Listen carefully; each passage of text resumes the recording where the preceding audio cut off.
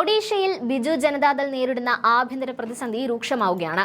പാർട്ടിയുടെ തകർച്ച മുതലെടുത്ത് രാഷ്ട്രീയ നേട്ടമുണ്ടാക്കുന്ന ബി.ജെ.പിയുടെ നീക്കങ്ങൾക്കിടയിൽ ബി.ജെ.ഡിക്ക് ഇപ്പോൾ അതിജീവനത്തിനായുള്ള കടുത്ത വെല്ലുവിളിയാണ് നേരിടേണ്ടി വരുന്നത്. ഒരു വശത്ത് ബി.ജെ.പിയുടെ ഓപ്പറേഷൻ ലോട്ടസ് എന്ന കൂറുമാറ്റ തന്ത്രത്തെക്കുറിച്ചുള്ള ആരോപണങ്ങൾ, മറുവശത്ത് നവീൻ പട്നായിക്കിന്റെ നേതൃത്വത്തിലുള്ള പാർട്ടിക്കുള്ളിലെ ആഭ്യന്തര ശൂന്യതയും പ്രതിസന്ധിയും. അധികാര നഷ്ടത്തിന് പിന്നാലെ ബി.ജെ.ഡി നേരിടുന്ന ഈ ഇരട്ടപ്രഹരം പാർട്ടിയുടെ നിലനിൽപ്പിനെ തന്നെ ചോദ്യം ചെയ്യുന്ന സാഹചര്യത്തിലേക്ക് എത്തിച്ചിരിക്കുന്നു.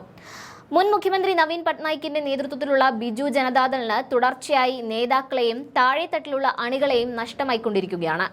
ഗ്രാമപഞ്ചായത്തുകളിലെയും നഗരസഭകളിലെയും തെരഞ്ഞെടുക്കപ്പെട്ട നിരവധി പ്രതിനിധികൾ ഇതിനോടകം ബി.ജെ.പിയിലേക്ക് ചേക്കേറി.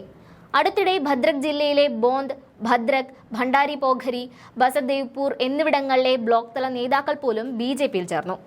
താൽച്ചർ മുനിസിപ്പാലിറ്റിയിലെ ചെയർപേഴ്സൺ ഉൾപ്പെടെയുള്ള ജനപ്രതിനിധികൾ ബി.ജെ.പിയിലേക്ക് മാറിയതിനു തൊട്ടു പിന്നാലെയാണ് ഈ പുതിയ കൊഴിഞ്ഞുപോക്കുകൾ റിപ്പോർട്ട് ചെയ്യപ്പെടുന്നത്. ഈ കൊഴിഞ്ഞുപോക്കിനാക്കം കൂട്ടിയത് അടുത്തിടെ നടന്ന നൗപട നിയമസഭാ ഉപതെരഞ്ഞെടുപ്പിലെ ബി.ജെ.ഡിയുടെ ദയനീയ പ്രകടനമാണ്. ഈ ഉപതെരഞ്ഞെടുപ്പിൽ ബി.ജെ.പി, കോൺഗ്രസ് പാർട്ടികൾക്ക് പിന്നിൽ 3ാം സ്ഥാനത്തേക്ക് ബി.ജെ.ഡി പിന്തള്ളപ്പെട്ടു. കഴിഞ്ഞ വർഷം ഈ സീറ്റ് നേടുമ്പോൾ 33% ഉണ്ടായിരുന്ന വോട്ട് ഷെയർ നൗപടയിൽ 18.07% കുറഞ്ഞു. ഈ തോൽവിയോടെ 147 അംഗ നിയമസഭയിൽ ബി.ജെ.ഡിയുടെ അംഗബലം 50 കുറഞ്ഞപ്പോൾ ബി.ജെ.പി 79 സീറ്റുകളോടെ ഏറ്റവും വലിയ ഒറ്റകക്ഷിയായി മാറി. ഈ തിരിച്ചടി നവീൻ പട്നായിക്കിന്റെ വ്യക്തിപരമായ പ്രതിച്ഛായ മാത്രം ആശ്രയിച്ച് മുന്നോട്ട് പോകാൻ സാധിക്കില്ല എന്ന സന്ദേശമാണ് പാർട്ടിക്കുള്ളിൽ നൽകുന്നത്. ഈ കൂറുമാറ്റങ്ങൾക്കെല്ലാം കാരണം ബി.ജെ.പിയുടെ ഓപ്പറേഷൻ ലോട്ടസ് ആണെന്നാണ് ബി.ജെ.ഡി നേതൃത്വം ആരോപിക്കുന്നത്. ബി.ജെ.ഡിയിലെ ജനപ്രതിനിധികളെ സ്വാധീനിച്ചോ സമ്മർദ്ദം ചെലുത്തിയോ കൂറുമാറ്റിയെന്നാണ് നേതൃത്വത്തിന്റെ ആരോപണം.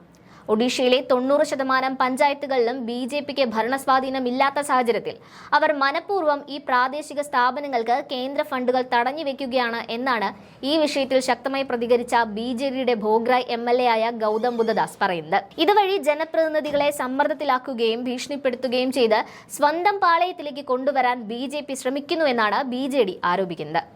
ഫണ്ടിന്റെ ലഭ്യത ഉറപ്പാക്കാനായി ജനപ്രതിനിധികൾക്ക് മറ്റ് പാർട്ടികളിലേക്ക് പോകേണ്ട സാഹചര്യം ബി.ജെ.പി സൃഷ്ടിക്കുന്നു. എന്നാൽ ഈ ആരോപണങ്ങളെ ബി.ജെ.പി പൂർണ്ണമായും തള്ളിക്കളയുന്നു. ബി.ജെ.പി എം.എൽ.എ വിഭൂതി പ്രധാന്റെ വാദമനുസരിച്ച് ബി.ജെ.ഡി സ്വയം തകരുന്ന നിലപാടിലാണ്.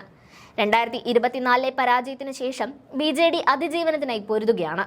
കൂറുമാറ്റങ്ങൾ നടത്തേണ്ട ആവശ്യം പോലും ബി.ജെ.പിക്കില്ലെന്നും 2027 പഞ്ചായത്ത് തെരഞ്ഞെടുപ്പുകളോടെ ബി.ജെ.ഡി കൂടുതൽ പ്രതിസന്ധിയിലാകുമെന്നും ബി.ജെ.പി നേതാക്കൾ പറയുന്നു.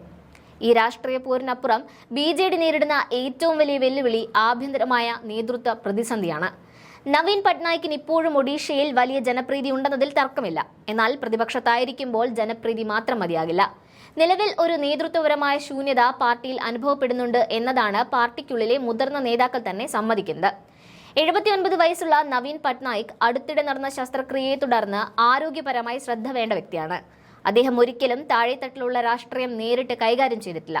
മുൻപ് പ്യാരിമോഹൻ മൊഹപാത്ര, പിന്നീട് വി.കെ. പാണ്ഡ്യൻ തുടങ്ങിയവരുടെ സഹായത്തോടെയാണ് അദ്ദേഹം സർക്കാരിന്റെയും പാർട്ടിയുടെയും ദൈനംദിന കാര്യങ്ങൾ നടത്തിയിരുന്നത്. എന്നാൽ ഇന്ന് പാർട്ടി പ്രതിപക്ഷത്തിരിക്കുന്ന സാഹചര്യത്തിൽ സ്ഥിരമായി അണികളുമായി ബന്ധം പുലർത്താനും വർഷം മുഴുവൻ ഗ്രൗണ്ട് ലെവൽ പ്രവർത്തനങ്ങൾ സജീവമാക്കാനും സാധിക്കുന്ന ഒരു നേതാവിനെ ആവശ്യമുണ്ട്. നവീൻ പട്നായിക് ഇതുവരെ തന്റെ പിൻഗാമിയായി ആരെയും വളർത്തിക്കൊണ്ടുവന്നിട്ടില്ല.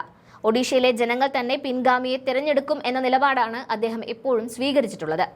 പാർട്ടി ഭരണത്തിലായിരുന്നപ്പോൾ ഈ നിലപാട് പ്രശ്നമായിരുന്നില്ല. എന്നാൽ പ്രതിപക്ഷത്തായതോടെ ദിനംപ്രതിയുള്ള കാര്യങ്ങൾ കൈകാര്യം ചെയ്യാനും അണികളുമായി നേരിട്ട് സംവദിക്കാനും ഒരു നേതാവിന്റെ അഭാവം ബി.ജെ.ഡിയെ സാരമായി ബാധിക്കുന്നു.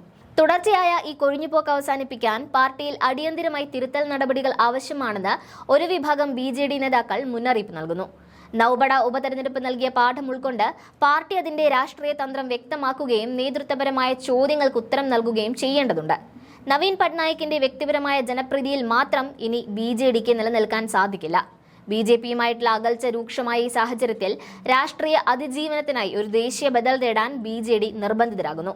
നിലവിലൊരു ദേശീയ സഖ്യത്തിലും അംഗമല്ലെങ്കിലും ചില സുപ്രധാന വിഷയങ്ങളിൽ ബി.ജെ.ഡി പാർലമെന്റിൽ ഇന്ത്യ മുന്നണിയിലെ കക്ഷികൾക്കൊപ്പം നിലകൊണ്ടത് ശ്രദ്ധേയമാണ്. ഇതിനാൽ വരാനിരിക്കുന്ന തെരഞ്ഞെടുപ്പുകളെ ലക്ഷ്യമിട്ട് ഇന്ത്യ മുന്നണിയുമായി കൈകോർത്ത് ഒരു പുതിയ രാഷ്ട്രീയ സഖ്യത്തിന് രൂപം നൽകി പാർട്ടിയെ ശക്തിപ്പെടുത്താനുള്ള സാധ്യതകളും രാഷ്ട്രീയ നിരീക്ഷകർ കാണുന്നുണ്ട്.